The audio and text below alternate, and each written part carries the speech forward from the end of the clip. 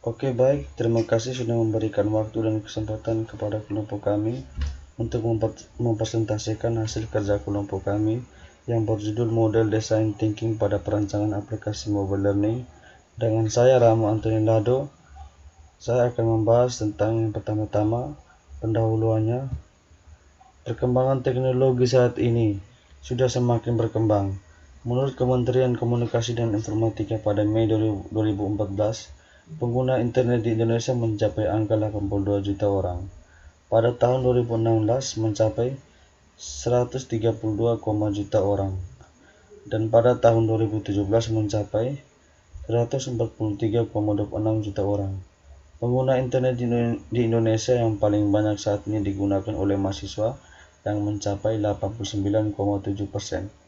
Teknologi perangkat mobile saat ini sudah sedemikian cepat perkembangannya, sehingga pengguna perangkat mobile mencapai 63,1 juta orang, atau setara dengan 47,6% dari penduduk Indonesia. Perangkat mobil seperti telepon, smartphone, dan tablet PC dapat digunakan dalam mengakses media pembelajaran mobile learning yang merupakan pengembangan dari e-learning. Perangkat mobile dapat dimanfaatkan dalam berbagai bidang kehidupan. Salah satu contohnya adalah pada bidang pendidikan, di mana jenis konten internet yang diakses di pendidikan mencapai 124,4 juta orang, atau setara dengan 93,8%. Perangkat mobile dapat dimanfaatkan dalam berbagai bidang kehidupan. Salah satu contohnya adalah pada bidang pendidikan, di mana jenis konten internet yang diakses di pendidikan mencapai 124,4 juta orang, atau setara dengan 93,8%. Aplikasi yang dapat mengakses materi arahan yang berkaitan dengan pembelajaran tanpa dibatasi oleh ruang dan waktu, dimanapun dan kapanpun mereka berada dengan menggunakan perangkat bergerak seperti telepon genggam, disebut dengan mobile learning. Dibandingkan dengan komputer, smartphone lebih dikenal oleh masyarakat. Oleh karena itu, smartphone menjadi pilihan terbaik dalam mengaplikasikan mobile learning.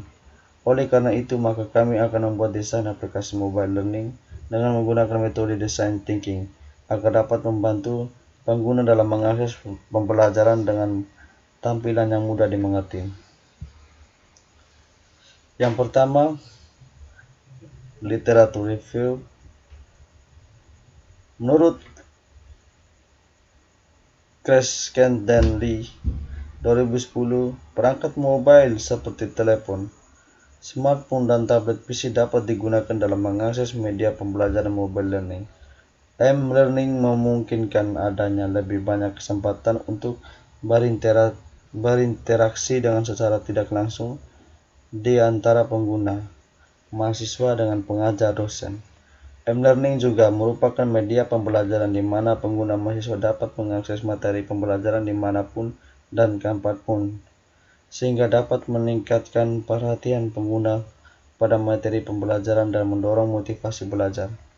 Tipe e-learning yang mendistribusikan konten pembelajaran dan materi pendukung yang menggunakan alat komunikasi wireless disebut dengan M-learning.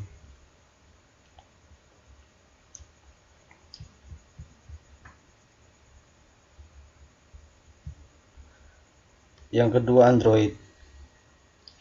Menurut Meyer 2009, sebuah software stack bersifat open source yang mencakup sistem operasi, middleware, dan key applications beserta sekumpulan application programming interface untuk merancang sebuah aplikasi mobile dengan menggunakan bahasa pemrograman Java disebut Android.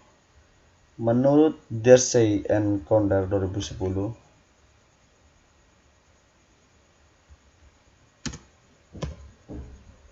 Android adalah sebuah platform open source yang didesain untuk perangkat-perangkat bergerak mobile. Android menyediakan platform terbuka bagi para pengembang untuk menciptakan aplikasi mereka sendiri untuk digunakan oleh bermacam piranti bergerak. Android merupakan suatu sistem operasi untuk telepon seluler, handphone yang berbasis Linux. Android adalah software untuk perangkat mobile yang mencakup sistem operasi, malware, dan aplikasi kunci. Yang ketiga, model design thinking. Menurut Glensky 2012, design thinking adalah sebuah pola pemikiran dari kacamata desainer yang dalam memecahkan masalahnya selalu dengan pendekatan human-oriented.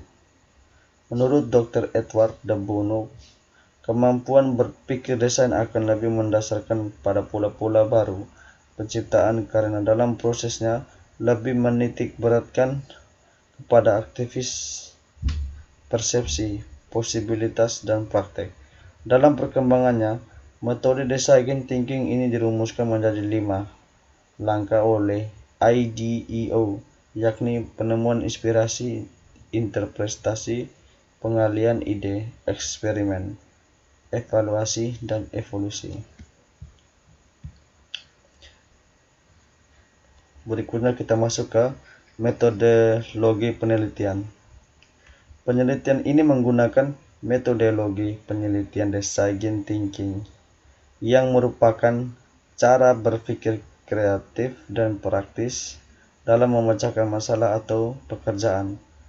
Design thinking memiliki 5 tahapan, yaitu yang pertama, empati, tahapan di mana kita mengamati apa yang dilakukan user dan cara mereka berinteraksi dengan lingkungannya.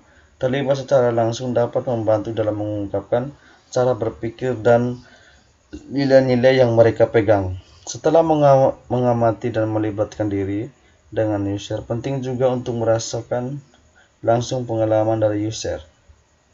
Yang kedua, define atau menentukan. Pada tahap ini, kita menentukan permasalahan yang berfokus pada user yang spesifik dan berdasarkan insight dan kebutuhan user. Yang ketiga, ideation, yaitu mengeluarkan pendapat atau ide-ide yang dapat menjadi solusi terhadap permasalahan. Yang keempat, prototype, yaitu mengaplikasikan ide-ide yang sudah dikumpulkan ke dalam bentuk fisik, dapat berupa catatan yang ditempel di tembok, objek, atau bahkan storyboard. Yang kelima, tes atau uji coba, yaitu tahapan tes adalah peluang untuk memperbaiki solusi kalian dan membuatnya lebih baik lagi. Tahap pengumpulan data kami menggunakan metode desain sprint, di mana desain sprint adalah metode membangun konsep produk dalam 6 tahapan, yaitu understand, define, diverse, decide, prototype, dan validate.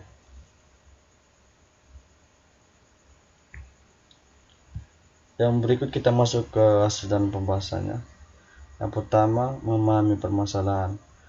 Berdasarkan diskusi kami, menemukan beberapa masalah utama yang ditemukan pada proses pembelajaran, yaitu tampilan aplikasi mobile learning yang sangat sulit untuk dimengerti, sehingga saat proses pembagian materi masih menggunakan flash dapat memperlambat proses belajar mengajar karena harus dikopi satu persatu. Pemberian dan pengumpulan tugas yang masih dilakukan secara manual atau di print dapat memakan banyak biaya. Oleh karena itu, kami ingin menyelesaikan masalah di atas dengan membuat sebuah aplikasi mobile learning yang dapat bermanfaat. Yang kedua, tinjauan, yaitu menurut tinjauan kami, sudah banyak aplikasi mobile learning, tapi masih sedikit yang menggunakan aplikasi tersebut karena terdapat beberapa masalah atau kendala yang ditemukan. Yang ketiga, wawancara, yaitu melakukan wawancara kepada stakeholder kami, yaitu dosen dan mahasiswa, untuk mengetahui kendala dan masalah yang sering ditemukan dalam pemakaian aplikasi mobile learning sehingga dapat menjadi acuan bagi kami untuk membuat aplikasi yang dapat bermanfaat. Dan kami menemukan masalah-masalah yang sering dialami, yaitu yang pertama, tampilan yang sulit dan dimengerti dan sangat membosankan. Tidak compatible di beberapa HP karena terlalu besar. Tampilan sebaiknya dibuat lebih sederhana. Yang berikutnya, yang keempat, kunjungan lapangan. Setelah melakukan kunjungan lapangan, kami dapat melihat proses pembelajaran yang dilakukan di mana saat tidak ada dosen, beberapa mahasiswa hanya berdiam diri dan tidak belajar karena tidak adanya materi yang diberikan atau tugas yang diberikan oleh dosen saat berada di luar daerah. Dan juga ada beberapa mahasiswa yang datang ke kampus hanya untuk mengambil materi sehingga dapat mengambil proses pembelajaran. Yang kelima, stakeholder kami yaitu dosen, pengajar. Yang kedua, mahasiswa, pelajar. Kesimpulannya itu dibutuhkan aplikasi mobile learning yang dapat membantu proses pembelajaran menjadi lebih cepat dan dapat dilaksanakan dan dapat diakses dimanapun dan kapanpun dengan tampilan yang sederhana. Yang ke-11, define. Yang pertama-tama, pengalaman pengguna. Berdasarkan pengalaman user, saat menggunakan aplikasi mobile learning, kita dapat mengetahui bagaimana perjalanan pengguna atau user dapat menggunakan aplikasi mobile learning. Dan kita dapat menemukan masalah-masalah yang dihadapi atau kendala saat menggunakan aplikasi mobile learning. Sehingga dari situ kita bisa belajar untuk membuat aplikasi yang lebih bermanfaat lagi. Yang kedua, prinsip desain. Berdasarkan pengalaman pengguna, kita dapat menemukan beberapa kebutuhan dan desain yang diinginkan. Dan melalui wawancara kami, dapat menemukan beberapa kebutuhan pengguna yang telah kami rangkum dalam sebuah sticky note di bawah ini. Kebutuhan untuk keinginan pengguna, fitur chat, live message. Yang kedua, bisa mendownload dan mengupload materi, media pembelajaran yang dapat diakses saat offline, riwayat unggahan materi, tambahan bahasa, dapat membuktikan nilai pada tugas yang telah dikerjakan, notifikasi pemberitahuan tugas, fitur untuk ujian dan kuis.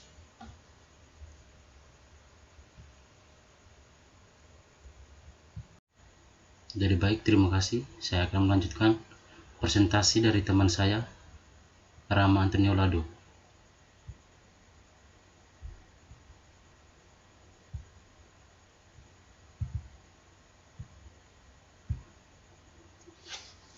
Yang ketiga, the first tweet atau peluncuran. Mau belajar cepat, mau mendownload dan belajar materi dimanapun, mau memasukkan tugas dengan cepat, download aplikasi mobile learning atau Backend Pandai yang bisa membuat kita belajar dimanapun dan kapanpun. Berikutnya, di Verge. Pada tahap ini, tim kami membuat desain kasar, storyboard, aplikasi mobile learning yang akan kami buat sesuai dengan kebutuhan dan masalah yang telah kami temui di atas.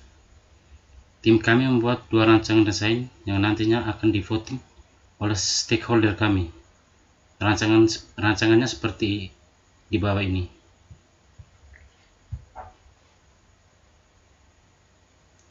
Rancangannya seperti ini. Kita bisa lihat sendiri. Selanjutnya, the site. Pertama ada voting. Membuat sketsa, kami melakukan voting dengan cara menempelkan kedua sketsa tersebut di papan tulis dan mendorong beberapa orang untuk melakukan voting terhadap sketsa yang mereka inginkan. Contohnya kurang lebih seperti ini. Yang berikutnya, review team. Setelah melakukan voting, tim kami berdiskusi tentang pilihan voting terbanyak yang akan kami jadikan acuan untuk desain aplikasi mobile learning kami. Dan kami menemukan bahwa pilihan kedua memiliki voting terbanyak, yaitu 18 orang, dan pilihan satu mendapatkan 6. Yang ketiga, ada things heads. Pada tahap ini, kami berdiskusi tentang keputusan yang telah diambil dan saling mencurahkan pendapat untuk tahap desain berikutnya pada desain tampilan kedua yang telah dipilih oleh user. Lanjut berikut, prototype. Tampilan prototipenya seperti ini. Ada tampilan login, tampilan menu awal, tampilan home, tampilan profil,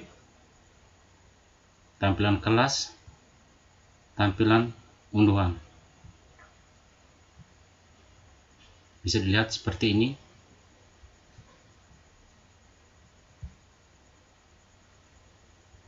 Selanjutnya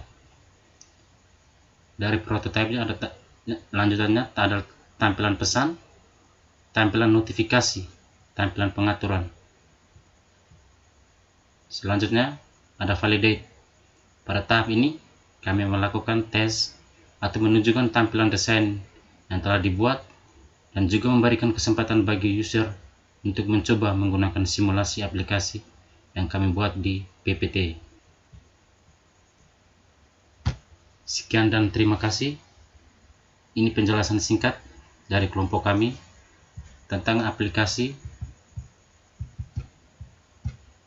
tentang model design thinking pada perancangan aplikasi mobile learning. Mohon maaf bila ada kekurangan dalam penjelasan kami tadi. Sekian dan terima kasih.